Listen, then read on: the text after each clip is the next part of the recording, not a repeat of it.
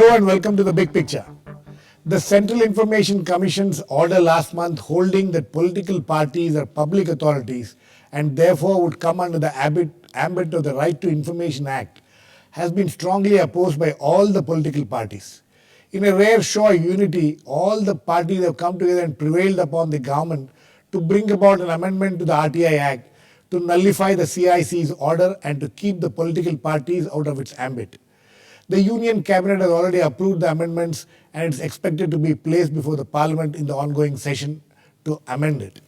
Meanwhile, a strong public opinion has been generated against the move of the political parties and the government. The question is whether political parties should not be transparent in its functioning. If they come under the ambit of the RTI Act, how would their functioning be affected? Are political parties ignoring public opinion to steal themselves from public scrutiny? We will discuss all this today with PC Chacko, former MP and Congress MP and spokesperson. Nilotpal Basu will be joining us soon. Harsh Mander, leading member of the National Campaign for People's Right to Information, and Ansari, former Central Information Commissioner. Welcome to all of you. Let me go to Chacko first. Mr. Chacko, the kind of unity which has been shown by all political parties on this matter is quite interesting. You think that the political parties could have waited for some more time, had some more discussions, instead of just rushing like this and trying to bring about amendments to keep itself out of the ambit of RTI Act? No, in fact, this is a very strange argument and this is a very strange finding by the Information Commission that political parties are public bodies or public authorities. And public body or public authority, there is a definite, definition. I do not know that, what made them to make this suggestion. Here is a situation, you have suggested that there is a rare kind of unity. Unity means this is totally out of context. Political parties are voluntary organizations. See, without political parties, how do our democracy function? It is our responsibility to be transparent. Once in every 5 years, we go to the people. What is more transparent?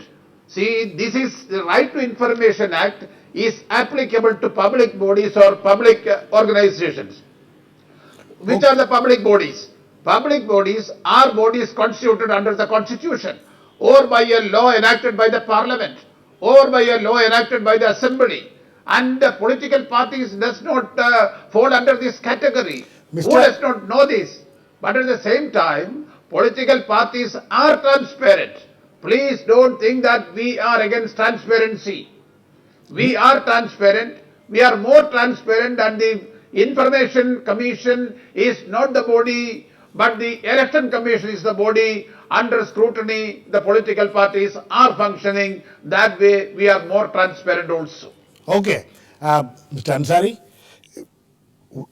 they claim that political parties are voluntary organizations. In fact, this order of the CIC is a pretty detailed order, 56-page order. It has discussed a lot of things. But the political parties continue to claim that they are voluntary organizations. What is your view on this? Well, they are indeed voluntary organizations, but the Central Information Commission has gone by the act which has been passed by the Parliament, and in this act the public authorities are defined. Right. That any organization, the government and even non-government, right, having received substantial funding which has been documented in this decision. Substantial funding from the government. And going by the interpretation of the public authority as given by the Parliament, the Central Information Commission has appropriately interpreted, and then they have held the political party as the public authority. I must also say that there is no flaw insofar as interpretation of the Act is concerned. At the same time, the petitioners who have collected a huge amount of information to demonstrate the sources and the methods of funds raised by the political parties. So, you cannot blame the CIC for the order, because the CIC has the limited question before it, and that was put before the civil society and the petitioners, and they demonstrated that this is how the Central Information Commission may examine the case, and they have examined, and accordingly they have now held the political parties as a Public authorities. And more importantly, they have also gone into the other details that whether they are in power or they are in opposition, they have been playing important role in formulating the policies and implementation of the policies, and therefore they are responsible for the manner in which the democracy and the development takes place. And therefore, at this point of time, I mean, I may raise questions relating to the implementation of the act. That is besides the other issue, but as far as the interpretation of the Act and its provisions are concerned, I think the CIC has done the wonderful job and has correctly interpreted, and they have not flawed anywhere insofar as interpretation is concerned. Mr. Chacko, see, this is what the CIC has done is to interpret the RTI Act. Don't you think if the political parties do not agree with that, when I go through this order, I see that the political parties did not take this whole business very seriously, because your own party did not give any serious thought to this, did not go before the CIC when it was hearing all these matters, and didn't place your own whatever you had to say very did not take this whole thing seriously. And now the CIC has interpreted the RTI Act. So don't you think that, if you disagree with the interpretation, don't you think the best thing would have been for all political parties who is disagreeing with it to go to the Supreme Court instead of amending the Act itself? No, it is not like that. It is a responsibility. No, you rightly said that they interpreted, but we do not agree with their interpretation. For that, we need not go to the Supreme Court or any other body. The Election Commission is the constitutional authority or constitutional body under which, under the scrutiny of the Election Commission, all the political parties in this country is functioning. Political party, if they are collecting donations, we have to submit our returns to the income tax. Right. We have to, each and every expenditure of a candidate or a political party is being scrutinized by the Election Commission. And how can there be two authorities looking into the same organization? And the fact remains that nobody disputes the fact that political parties are voluntary organizations. We are not financed by government. There may be a day, because even now there are suggestions that the election expenditure should be financed by the government. If the election expenditure of a candidate is financed by the government, yes, then the CIC, their interpretation will have some justification. Okay, but Mr. Chacko, political parties are not financed by the government. Mr. Chacko, let me get Harsh Mander in on this. No, I'll come back to you. I'll come back to you, Chacko. Let me get Harsh Mander on this. Mr. Harsh Mander, the argument of Mr. Chacko that they are a voluntary organization, they are transparent enough already. They are the Central Election Commission. They are responsible to the accountable to the Central Election Commission, various issues. Now, why do you want to bring us into another organization and create more confusion?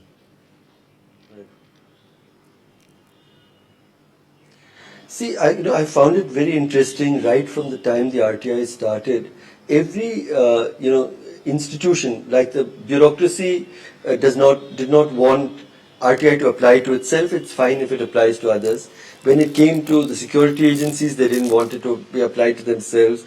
They wanted it to be applied to others. The judiciary also, when the judiciary was brought under the RTI, again it did not want itself to be brought under the same scrutiny. It's fine if everybody else is. And now we are talking about political parties. I would really say NGOs also by the same. Not just NGOs which get substantial government funding, but even NGOs which get raise donations from the public by the same coin should be brought under the same scrutiny. But it's really interesting that none of us, no set of institutions within our democratic setup are willing to subject themselves to the same scrutiny. That's one problem. But even if there is a genuine disagreement with the CIC's order, I felt there was great impropriety in the Supreme Court actually appealing against its own order in the High Court. which was really a very difficult kind of Yes. situation. Yes. Likewise, I think parliamentary parties, if they are unhappy, they should have gone through at least the legal recourse of Exactly. filing a application to use your own power, which the constitution has given to you, to protect yourself from scrutiny, is not a happy situation. Mr. Chacko, that's the point which I was also trying to make with what Harsh Mander is saying. Would it not have been right, morally as well as politically, ethically, that all political parties could have approached the Supreme Court, challenging the order of the Central Information Commissioner, and then waited for how the Supreme Court would interpret it, and then done whatever it needed to be done. Don't you think that what you're doing now, what all the political parties have getting together and trying to do now, it shows a complete lack of complete disregard for the institutions. No, it is really not. It is to keep to uphold the prestige of democracy. See, political parties, if anybody has the intention to denigrate the role of political parties in our democracy, can only come to this conclusion. See, it is very clearly defined what is a public authority or a public body. Under that definition, we do not fall under that definition. Mr. Chacko, Then Mr. Chacko. why this extended No, Mr. logic? Chacko, If this Mr. Chacko, sorry to intervene. Yes. See, there is a Central Information Commission. You have given them a certain work to do. Their work is to interpret the RTI Act when things like that come up. They have come to a conclusion like this. Now some political parties, leaders sitting in various places say that what they have done is wrong. Now who should decide on this? Who is the ultimate authority to decide on this? You people continue to say that we are not public authorities. Central Information Commission has said that you are public authorities. So now who should take the decision? As Harsh Mander says, that you are sitting in judgment over what has been said against you. You can't be the petitioner and the judge together. You are being the petitioner and judge together. No. Mr. It Chacko? is not like that. See, it's most unfortunate. It is most unfortunate that the Central Information Commission has come to this very strange conclusion. By definition, political parties do not fall under the category of public authority or public body. That being the fact, that being the legal position. Where is the question of interpretation? It's not the Where is the question of interpretation? Mr. Chacko, do you agree with me? Central Information Commission has no authority to question the accepted definition of a public authority or a public body. Okay, Mr. They have done patently a wrong thing, a wrong conclusion. Absolutely, it is out of question that it is to uphold the prestige of the democracy. No, you are not, Mr. Chacko. That is in democracy, the role of the political parties. No, Mr. Chacko. Mr. Chacko, if you go through the order of the Central Information Commission, as Mr. Ansari was pointing out, they have only interpreted what you people, you parliamentarians have made this law, and you have said these are the public authorities. The CIC is interpreting it. Harsh Mander, what do you have to say? The Chacko thinks that it's a completely wrong interpretation of the order. No, I feel of the act. I feel that Mr. Chacko might well have Mr.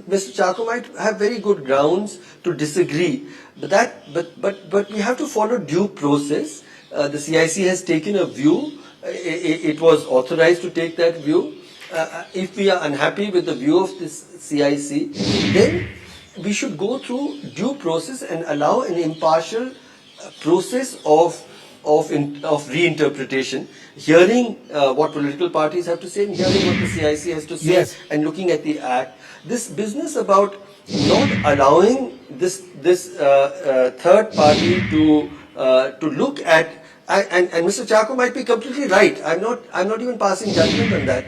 But it's not appropriate to not allow that scrutiny to happen through due process, which is prescribed in the law. Okay, Mr. Ansari, you think that what should have been done? You think going to the Supreme Court would have been the right Well, I step? must say that the political parties have taken a very considered view on the whole matter. Had they gone to the Supreme Court or High Court, the courts would interpret whether or not the CIC has properly and interpreted the law. And the law is that any That is legally is that no, a legally CIC's order can be taken in appeal to the Supreme Court. That provision is there, right? That provision is there, and if they take it, my view is The High Court. The High Court or yeah.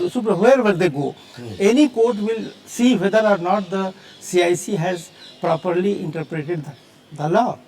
And to my mind, the law has been perfectly and properly interpreted, where it says that for ensuring democratic principles, that is the transparency, any organization, the government or non-government, having received substantial funding is to be considered as public authority. Now, most of the private bodies like private schools and the colleges and the hospitals, they are now covered. They are now and therefore, Sanskriti School, Indian Olympic Association, all kinds of and things have come therefore, under this. had they gone to the court, I think the court would have upheld the decision of the CIC, and therefore the political parties, they don't want to go to the court, rather they want to take the recourse to the parliament where they can amend and get Mr. Chacko, exempted. Mr. Chacko, knowing fully well that you may not get a favorable order in the Supreme in the courts, you are taking the shortcut and using these powers which you have to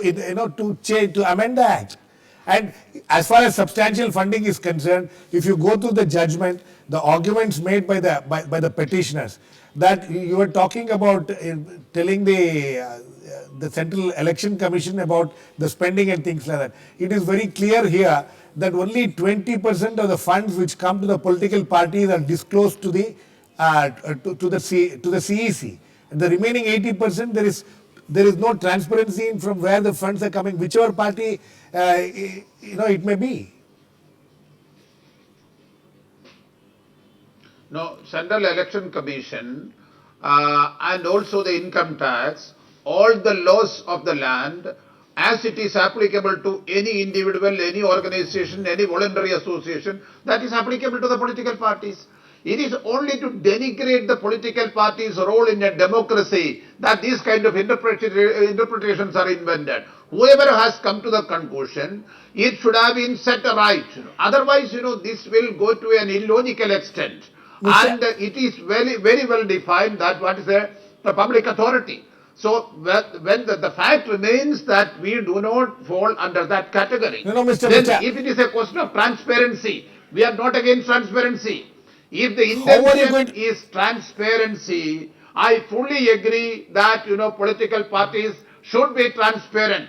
Their receipt, their donations which they receive, everything should be transparent. That job should be undertaken by the Election Commission and not by the Central Information Commission. Okay. And so Harsh, this is an unnecessary. Okay, Harsh. Harsh, what do you have to say to this? He says that Yes. they are not against transparency. If you want to know how much funds are coming in, how we are spending it, we are prepared to do it. But why it should go away from the you let the CEC do that job. Why CIC should be brought into this picture? Because the CIC, the Right to Information Act, gives the authority to every citizen to ask this question. And the citizen has a particular right against all public authorities, and the CIC has interpreted political parties to be. So we can't take away the right of the citizen in a democracy. You see, we are living through an era post-liberalization where we are seeing the concern about what is called crony capitalism. We are worried about how political parties, from which, who is providing them large sums of money, is it influencing their independence and the kind of policies that they advocate. So I think the citizen has a right different from the right of the election commissioner. And we need to preserve and respect that right in a democracy. Mr. Chacko, You know, are the political parties afraid of facing only an organization- No, Mr. Chacko, please listen to my question. Are the political parties afraid right. of facing No, afraid of I- facing a common man who can go to the CIC and put an RTI application and ask from where did you get these funds? You are the political parties afraid of facing these I'm very kind of happy that- questions from the common man? I am happy that Mr. Harsh has raised that issue. The only organization in the country which is regularly going for the scrutiny of the common man is a political party. You know, unlike any other organization, once in every 5 years, we have to get certified by the common man in a general election. So you please understand that, you know, political parties are not like any other association or organization or company or corporation. And we are finally decided by the common man only. It is not under a RTI application. Whether there is an RTI application or somebody going with a petition or not, we are under the scrutiny of the common man. Why anybody is conveniently forgetting this? So without the consent of the common man, once in every 5 years, no future for any political party. Is there any better scrutiny than this? Mr. Harsh, If transparency is there, the ultimate transparency is there for the Mr. political Chak, parties. yes, Harsh. Mr. Chacko, I completely respect what you're saying, but I'm saying that the common man and woman needs to be able to make their choice in a more informed way. And right to information gives them access to better information to be able to make that choice once in 5 years. But what about Harsh? What about him saying that, you know, we are every 5 years we go to this thing? Why should they open themselves up? They're already as transparent as they could be. You know, do you people sincerely believe that the political parties have been deliberately trying to cover up some of what they do? I feel we should be making no such value judgment. All we are saying is that in a democracy, when we recognize the importance of transparency, we should one by one, each institution, the bureaucracy, the judiciary, political parties and NGOs should all be willing to stand, and the media should all be willing to stand up to much greater public scrutiny than they have in the past. No aspersions being cast on whether they are good or bad, just saying, please, in a democracy, let's deepen democracy by making ourselves available to scrutiny. Mr. Ansari? Well, what I see is What Harsh says is very interesting. He says we are not making a value judgment. We are not saying that you are right. You're not done well, but we are only trying to be more transparent, more open, and give more opportunity to an ordinary citizen. one of the essential elements of democracy is transparency, and we have the transparency laws, which have to be applicable to almost all the bodies, and the bodies which are to be covered are also defined in Right. the RTI Act. So most organizations, they do claim that they are transparent, they are accountable, but at the same time their transparency and accountability has to be demonstrated through a proper process, and that process is available only through the exercise of the RTI Act, because And there if are I'm, provisions. Mr. Ansari, I want a clarification. If I'm not wrong, when certain individuals or organizations tried to find out about the funding of the certain political parties, they couldn't get it, and ultimately they had to use the RTI Act. Yeah, exactly. In fact, RTI Act also has the provision to access information under Section 2F, that any information that can be accessed by any public authority can also be accessed by a citizen. But that clause had not been effectively working, because as you know, that the Election Commission is the important body which monitors the activities of the political parties, the politicians, and also the elections.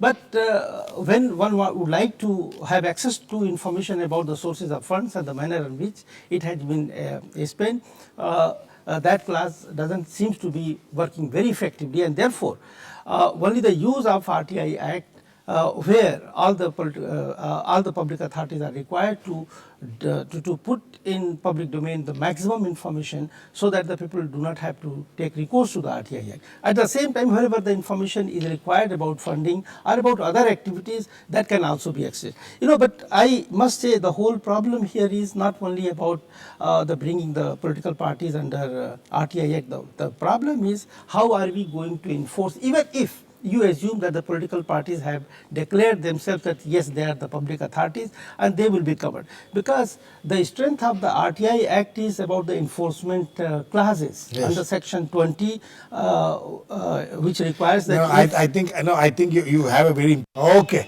I think on that note we will have to end the show because we completely run out of time. The fact that there is a public opinion, which wants political parties to come under the ambit of RTI, but the political parties have a completely different point of view. How far and how long the political parties can ignore this kind of public opinion is a question which we'll have to wait and watch. Thanks to all my guests, Mr. PC Chacko, Harsh Mander, Mr. Ansari. Please keep watching. We'll come back with another issue on The Big Picture same time tomorrow.